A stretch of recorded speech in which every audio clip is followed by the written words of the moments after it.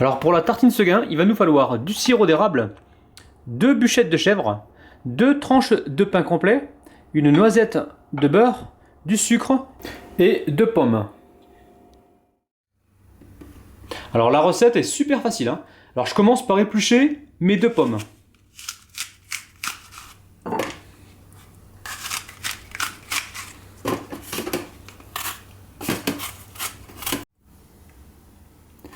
Je coupe mes pommes en deux et je vide l'intérieur.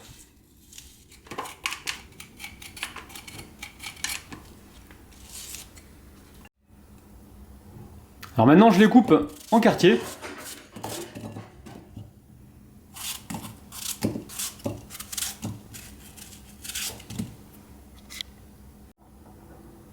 Alors sur mes pommes, je verse donc mon sucre.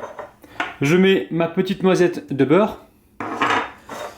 Et je filme mon assiette. Alors je vais faire une première cuisson au micro-ondes. Donc là, il faut compter à peu près 3 minutes. Allez, c'est parti pour la cuisson.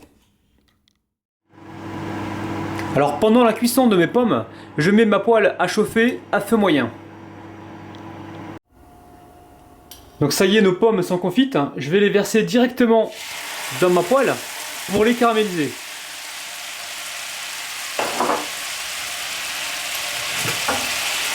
Alors là, on est sur un feu moyen et on caramélise. On mélange comme il faut et on n'hésite pas à les écraser.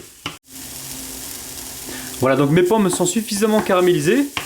Bon, maintenant, si vous voulez les caraméliser un peu plus, alors n'hésitez pas en cours de cuisson de rajouter un petit peu de beurre et un petit peu de sucre. Donc là, je débarrasse mes fruits.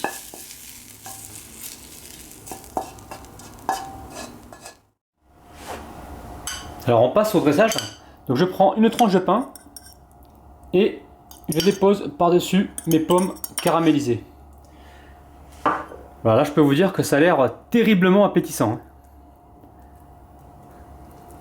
Voilà, donc je répartis le fruit dans toute la surface du pain.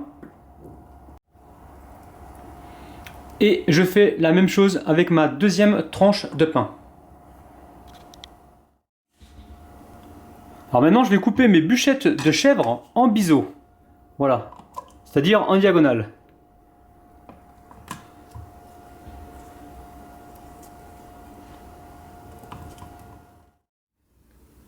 Voilà, maintenant je répartis mon fromage sur toute la surface.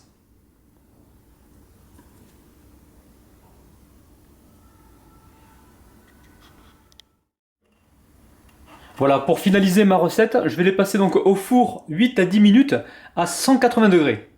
Donc c'est parti pour la cuisson. Donc ça y est, j'ai sorti mes tartines Seguin du four. Je les ai débarrassées sur une assiette et laissées tiédir. Donc maintenant, on va passer tout de suite à la dégustation.